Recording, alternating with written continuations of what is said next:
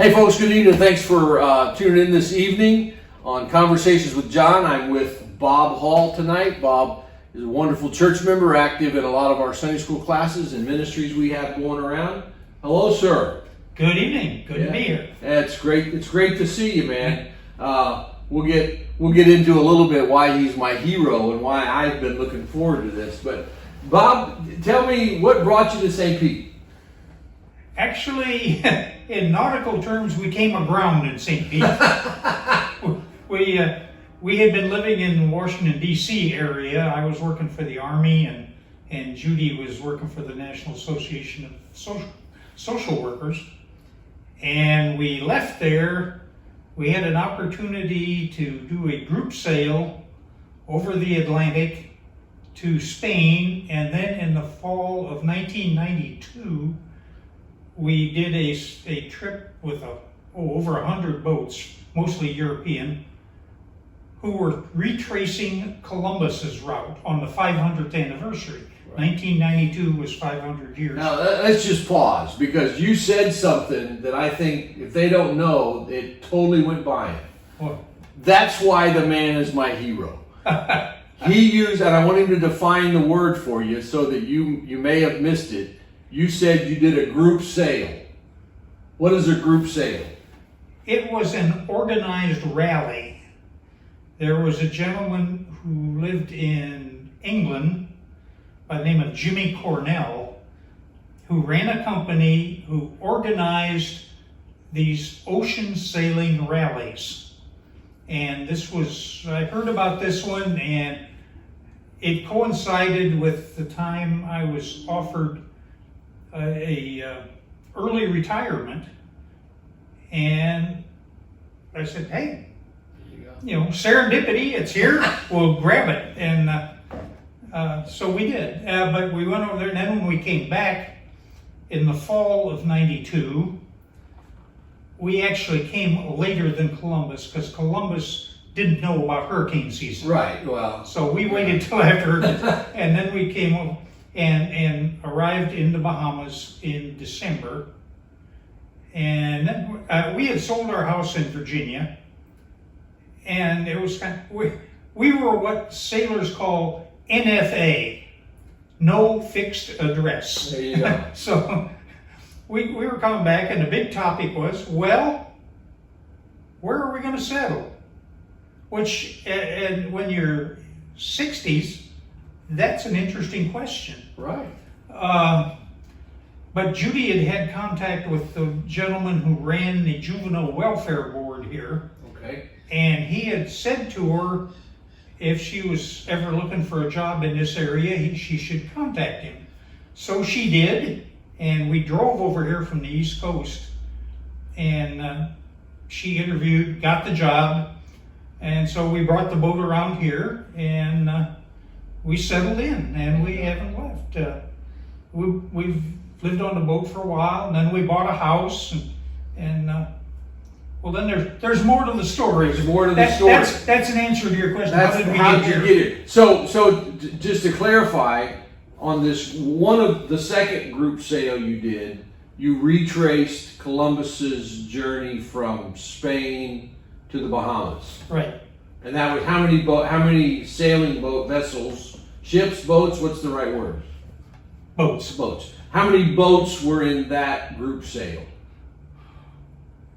Oh, I'm not sure. I remember for sure. It was a big. It was over 100. There was probably 120. What was it, like a centennial thing, or was it like just they do it every year? No. But this was the 500 year. 500 year. Okay. So that's kind of a special year, I guess. Absolutely.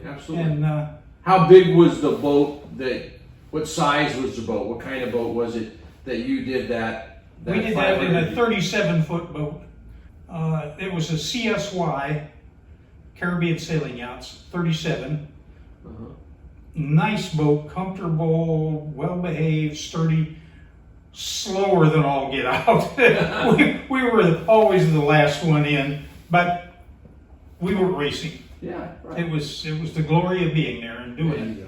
Well, we'll come back to sailing in a few minutes because I want to ask you some more about that. But you were an engineer by trade. Is that Yes. accurate? What were some of the wonderful, like I said, some of the wonderful inventions that we have to thank you for, or to fuss at you about? Or was that what kind of engineering you were in? I was an aeronautical engineer. Okay.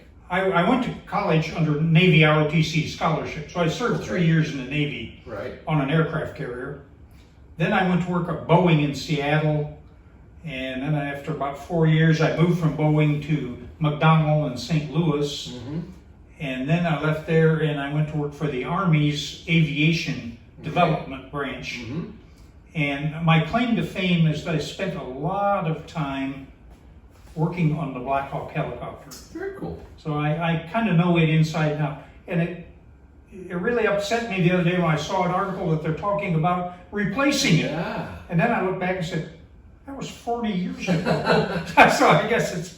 Yeah. So a lot of the, Black Hawk helicopter has been so much a part of the military vernacular for so long. Yeah. And you were part of making that a reality. I was on the engineering team that developed that the government team, actually it's a design by a contractor to meet our specs, but we're responsible for writing the specs and for following up and being sure that they meet the specs and all that. So yeah, it was a very interesting job. I enjoyed it. And so that was kind of predominantly what you look back on and say, that was one of the bigger deals. There's probably some things you can't tell us about, wink, wink.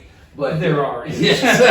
And so I won't ask anymore, but that's one that kind of stands out for you. Yes. Wow. Well, shifting gears a little bit, tell me about how you came to know the Lord, about your faith and spiritual background. I think the Lord and I grew up together. Okay. I grew up in a small town, very small town in northern Illinois. We were only a block from the church, the Methodist church. Oh. I don't know, can I say that? Well, maybe. You may have to edit that out. We'll blur it. We'll blur the words, yeah. No, my folks were Methodists. And as you just grew up, that's what you did. Sunday, you went to Sunday school as a kid. And somewhere around 12, 13, I don't remember exactly, but around about that age, somewhere it struck me one day, said, this is kind of serious stuff. Yeah. I really, instead of just showing up on Sunday, I need to kind of commit, at least internally, to the fact that I do believe this. Right. So I would love to have a Damascus Road story to tell, but I don't. No, that's not. I think that's a lot of our stories. Is we just grew up in the faith and we always knew it. Yeah. And we always knew it. Is Jesus kind of actively teaching you anything today? Oh, I think so. I think if you stop learning from Jesus, you're quitting too soon. Yeah. But it changes. You go through your life, what you need to learn changes. Right. And what you're willing to learn changes. Okay. Right now, I'm on the down slope. I'm approaching the end, and I think He's teaching me to have patience, have faith. It'll be okay. Amen. And also to how to continually trying to relate to other people in a Christ-like manner. Amen. Amen. Very cool. Is there a passage of scripture or a verse that is kind of the verse that you kind of hold on to daily, or gives you guidance in your life today? You said today. Yeah. Because I think that's one of those things that changes as you go through life. Absolutely. Your life situation changes. What you need in spiritual support changes. Uh-huh. I would say right now it's probably the 23rd Psalm. Because I think I'm in the valley of death. Yeah. I've had prostate cancer for 20 years. Right. And it's gaining on me. Sure. It's slow, but it never gives up. Yeah. And so I know I'm looking at the end before too long. Right. Maybe a year, maybe a couple. Yeah. But you have that confidence from Psalm 23 that He's walking with you. You're that right. He's guiding. Right. It's going to be okay. Yeah. And then I love how that psalm ends, that surely goodness and mercy will follow me all the days of my life. That they'll be right there. Yeah. When I was younger, I always thought that was three things. Surely goodness and mercy, until I realized he's just talking about goodness and mercy. Surely, or, anyway. Who's she? Who's she? Yeah, who's this Shirley girl? And why is she following me? Anyway, that's very cool. Thanks for doing that. In most realms of our society today, the scientific community and the religious community are at crossways. Did that ever cause you issues as an engineer, as a scientist? No. And a man of faith at the same time? How did you correlate those two things? No. Well, I have never been a preachy kind of person.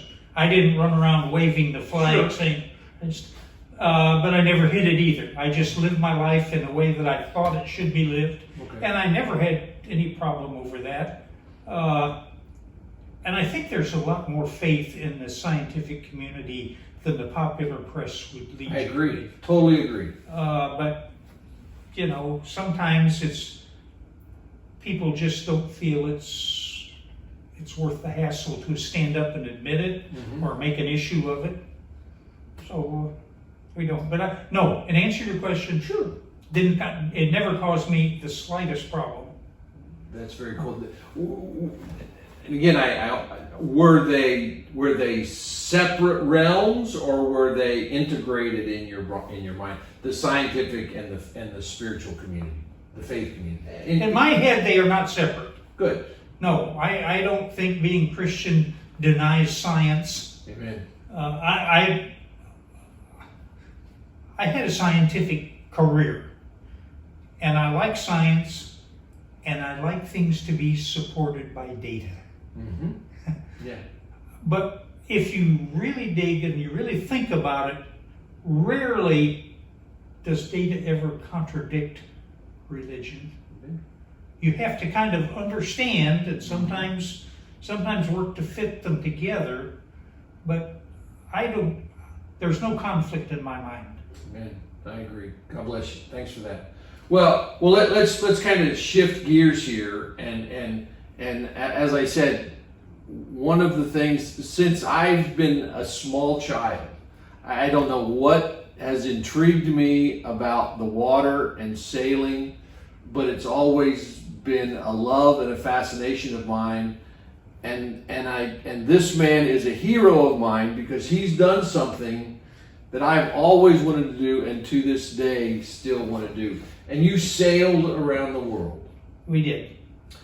Wow. We could be here for hours and we would bore everybody else. But if we can spend just a few minutes telling me about that experience. Okay, first off, after we came back here, we traded up in boats and got a little bigger boat. A little faster boat, not a speed demon, but a little bigger, faster. 46-foot boat. Right. But Judy had said, on our first voyage, I really wanted to do that, and she was not at all sure about it. Uh-huh. And she finally said, well, okay, but if I don't like this, can that be it? We won't have to do it again? I said, okay, my dream is to sail an ocean. Right. And I'm going to do this, and if you don't want to do any more, that's it. I can live with that. Right. I've checked that box. You've checked that box. So we were back here, and we'd been here about 5 years, and then we went. Actually, she organized a reunion of the people who had been on that first big trip. Mm-hmm. Local people. It wasn't 100 and some people. Right. And as a guest speaker, we had a guy from the same organization that scheduled and they were putting together a round-the-world rally called the Millennium Odyssey to be over the Millennium New Year. Mm-hmm. Well, we went with our good friends from Key Largo who had been on the first trip. They were fellow sailors, and we just really hit it off. Right. Well, they were on our boat with us. We were over in St. Augustine at this rally, or this reunion. And after it was over, we were like kids daring each other to jump off the bridge.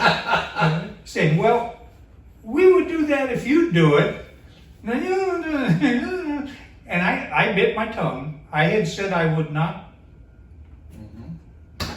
push her to do it again. And finally, after a few days, she says, why don't we do that? There you go. So it's all Judy's fault. It's all Judy's fault. It's always the wife's fault. Yeah, there right. you go. That's a good out for us. Anyway, we left here in the spring of '99. And there was only like four or five boats from this area. But we went to Jamaica and then to Panama, where we rendezvoused with a bunch of boats from Europe. So there was a fleet of, I don't know, about 30. And we all went through the Panama Canal together, which is a real experience in a small boat. I bet. We rafted up 3 at a time, so it was like a big boat. Right. 3 wide? 3 wide. But, and went through the Panama Canal. Side issue, I'll tell you something, how we stopped the Panama Canal. Yeah. You're looking at a guy who stopped the Panama Canal. Oh, you got to go ahead and tell us a little bit about it. and then we went from Panama. We went down the west coast of South America to Ecuador, and we spent a week or so there in Salinas, which is a little yachting community near Guayaquil. We left there and we went to the Galapagos, which are fascinating. Gee whiz. I mean, you want to talk about God, you go look at something like the Galapagos, and who else could have made this? Right.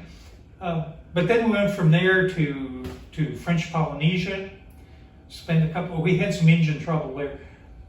Terrible place to get marooned as Papier-Té. Yeah, I know. Gee.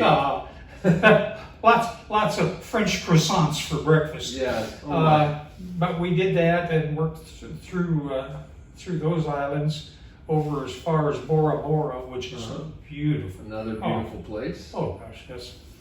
And then we went up to Fiji and over to Vanuatu. And from Vanuatu we went to Australia, to Cairns, Australia, behind the Great Barrier Reef. Right. And that was an awful passage. The wind was high, the waves were high. You couldn't stay in bed, you couldn't cook, you couldn't change. I don't think any of us changed underwear in a week. You had to have one hand to hang on. You try changing your underwear with one hand while you're bouncing around. No. It doesn't work. So when you say the winds were high and the waves, what are we talking? Are we talking, 4-foot seas and 20-mile-an-hour wind, 20-knot winds? No. Winds started at 25 and they were about 45 when we got to Australia. And the waves were probably running 8 to 10 feet, but they were coming on the bow and they were crashing over the boat a lot. Wow. Or on the forward quarter anyway. But we made it, but it was really a brutal, like for 8 days. I was going to say, for 8 days it was like that. Yeah. Wow. That is brutal. But then we went, spent a little time recovering there and touring around Australia, that part of Australia. Then we went up over the top through the passage there, the straits, and across over to Darwin. And we spent 3 weeks or so in Darwin, I guess, which is a really cool place. But it's a throwback of 20 or 30 years. It's it's just a neat place. Yeah. We left there and went to Bora Bora. From Bora Bora to what was it like? What was and so we're somewhere over east of Australia now, but what was the long in that time from Panama to Australia? What was the longest span of time that you were not at a port? Was there Oh, 10 well, days, 40 days? between the Galapagos and the Marquesas, I think it was 21 days. 21 days. We were just sailing. Yeah. Crossing the Atlantic on the first trip, we did 30 days. Ooh. That's a long time. And that's where, like, am I right in the Atlantic? That's where the doldrums are, where there's like no wind at all. And Well, we should have been in the trades, but the trades were, some years they're not developed. they're not trading very well. Yeah. So yeah, 30 days is the longest we've ever been out alone. 20 days on this trip. On this trip. So were there days where there just wasn't any wind and you just kind of drifted? Yeah. People always ask about storms. Well, we had a few, but lack of wind was a bigger problem than too much wind. Right. So some days we just had to really putz along, just barely making steerage, you know. Yeah. And you don't have enough fuel to motor thousands of miles, maybe No. a couple hundred, but not. I mean, 99, there was some form of GPS. Oh, I had GPS. Okay. GPS is one of the miracles that has allowed amateur sailors to go offshore. Right. Oh, of course. Yeah, it's wonderful stuff. Was there ever a time where your electronics were down and you had to rely on the old school sextant and those kind of things? No. Okay. No, there Good. wasn't. Good.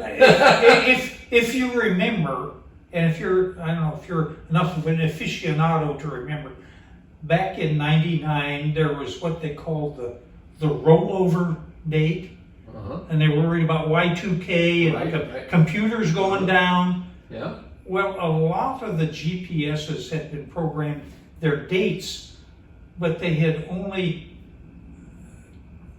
did in the 2 digits. They did 92, 92, you get 99, then you get 00, and then what? Yeah. Is it 01? Yeah. 01 to what? Yeah. And so there was a lot of concern about that. Right. One of our GPSs went out. It wouldn't make the transition. We had a couple, and then I ordered a new one. Oh, in between these trips, I had worked at West Marine here. Okay. So I had some connections at home. Connections with some good gear. Yeah. So we got them to send us a new GPS. Very cool. And so you were on this trip when from 99 to 2000. You spent the 2000 New Year where at? Cape Town. Cape Town. Yeah. Wow. Yeah, we did all across the Indian Ocean. Mauritius. Mauritius. A lot of people don't even know where Mauritius is or haven't heard of it. And I hadn't heard of it till we got there. Right. It's a fascinating country, an island nation, Right. but it's a big island. Uh-huh. And we spent some time there. It's a fascinating place. And then we went over to South Africa at Richards Bay, which is the northernmost port on the east side of the nation of South Africa. Okay. And then we went around to Cape Town. That passage is where we got into our biggest storm.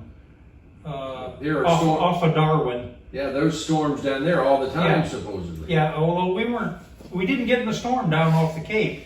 It was off Darwin. Okay. And it was just squall. It didn't last long, but we had like 65 knots of wind. Wow. That's a lot. That's a lot. That's a lot. But you were so busy trying to get reef down and get things under control that you don't have time to be scared. Yeah. You know, Interesting. by the time you sit back and say, it's starting to calm down. Yeah. So anyway, Very interesting. we went to Cape Town, had New Year's. From there, we went to St. Helena. Uh-huh. You know, where Napoleon was exiled and where he died. Yeah.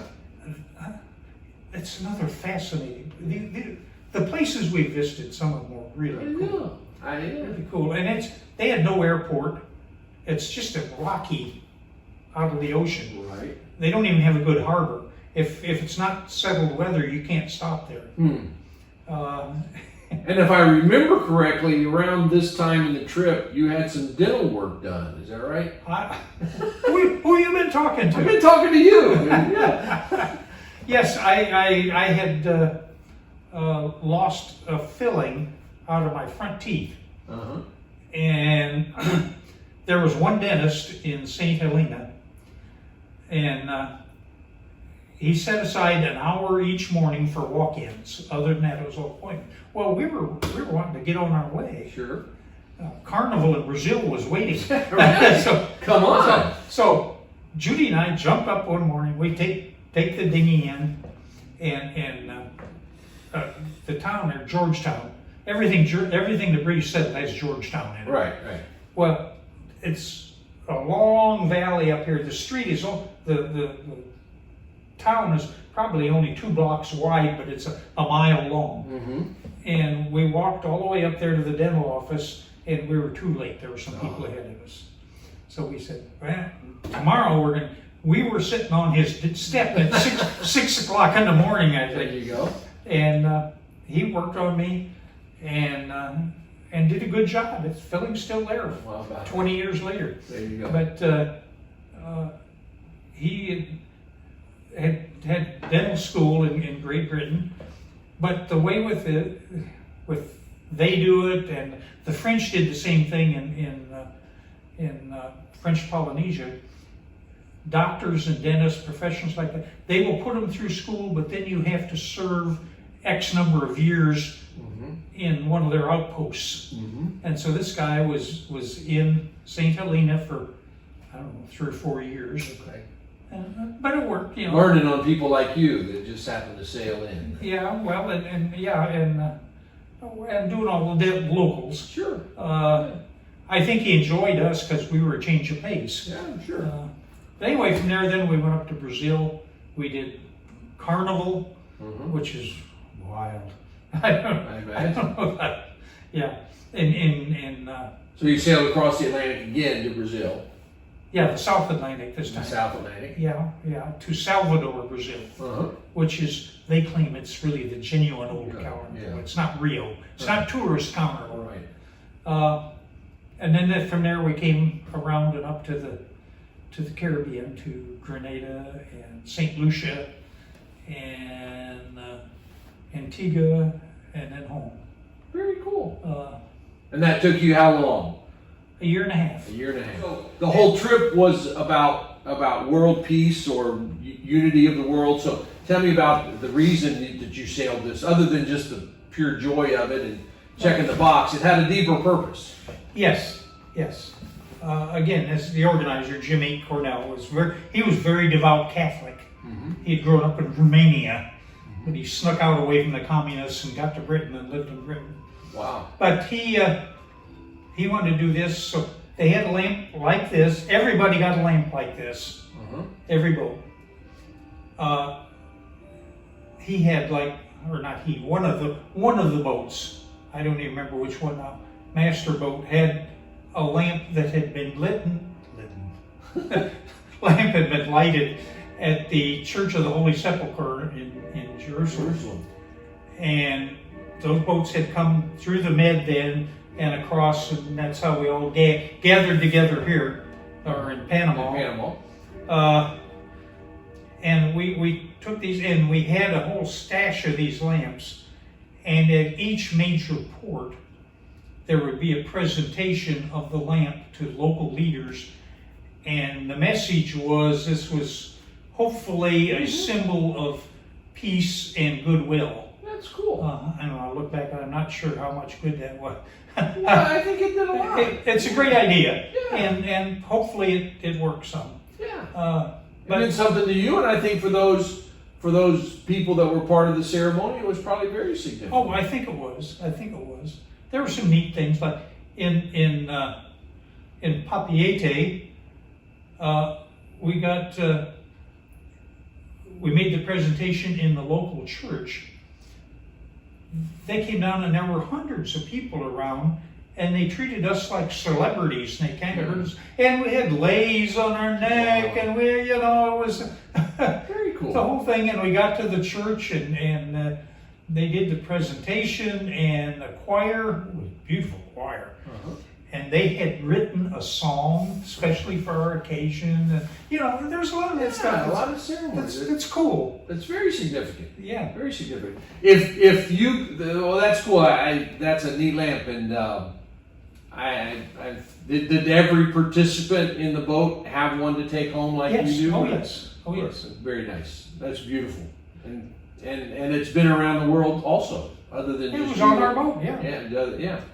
Bob, as you look back on that 1.5-year journey, and you could, there's one place that you could hop on a plane and go to today. Which of those places? Oh, it's a tough question. You only got to pick one.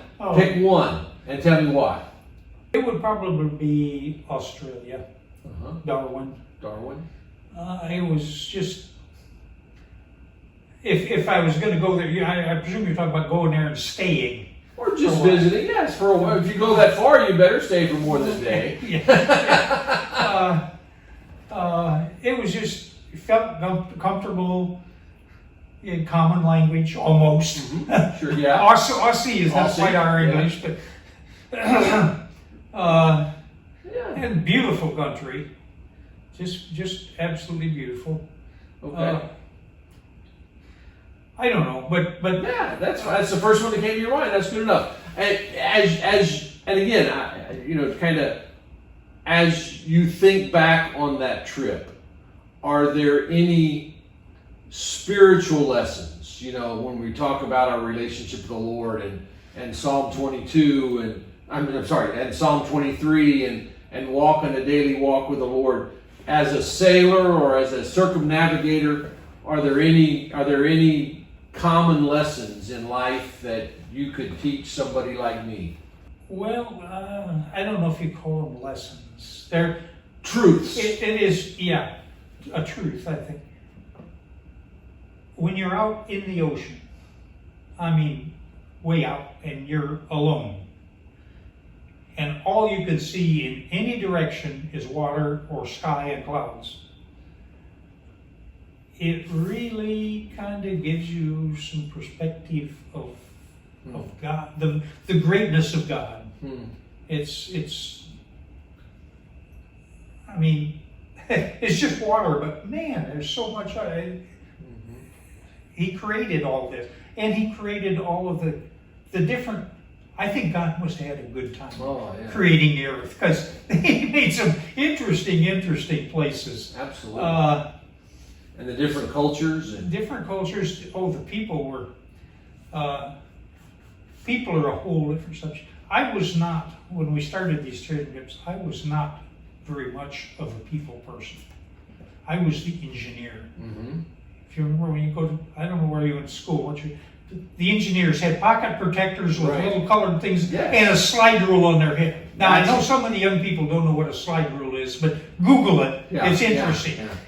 Predates the calculator. That's right. But a pocket protector, yeah. Oh, yeah. But so I was one of those. And then we got on this trip, and you begin to meet people, and you begin to appreciate real people. And by that I mean, I think we could have world peace, and we could have all kinds of stuff if we could eliminate all the top levels of government. I'm not an anarchist. We need government. We need to pick up the trash. We need to pave the streets. We need, there's a function, but I think too many of the countries of the world are run by power-hungry megamaniacs, and they're causing trouble. Right. They feel like they have to snatch something from their neighbors to be successful. Right. And I think that's awful. The people we met, and we've done a lot of traveling since the circumnavigation. We love to travel. Right. We've been in over 50 countries. Wow. And we have never had a problem with regular citizens. They're pleasant. They want to make a living. They want to raise their kids. They want, same thing we wanted. Same thing. Everybody wants the same thing. We would show up in a country. They didn't owe us anything. We didn't owe them anything. We'd show up and we'd be hanging around a while, sightseeing, shopping, doing our thing, and people were pleasant to us. I think we were pleasant to them. There you have it. Do unto others. Yeah. I think somebody said that one time. Yeah, it does sound familiar. So, Bob, as we wrap up tonight, man, just like asking all the people that I have these conversations with, what gives you hope for this world, for our society, for the future of what we hope for in the best of the world? What gives you hope? What gives me hope is the common people we were just talking about. Sure. Hopefully, we can drag the world leaders along with us and convince them that being peaceful is not a sign of weakness. The problem is getting them all to do it at once, because you've got some nasty people out there running countries now. Yes, we do. And if you're too sweet to them, they'll just stomp on you. Yeah. So it's a complex problem, but I think eventually goodness will prevail. Absolutely. Uh, Amen. That's a good word. And Bob, I thank you so much for taking the time with me this afternoon. Just, you and I have spent a lot of time talking about your travels. You had Sarah and I over for dinner for your house one night, and I think we stayed really long, late in the evening, chatting.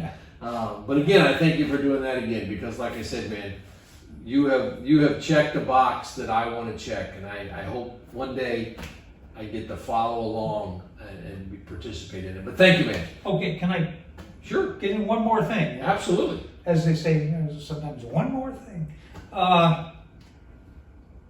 For younger people,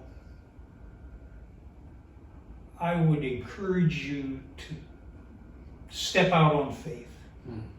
If you want to do something, get on with it. Yeah.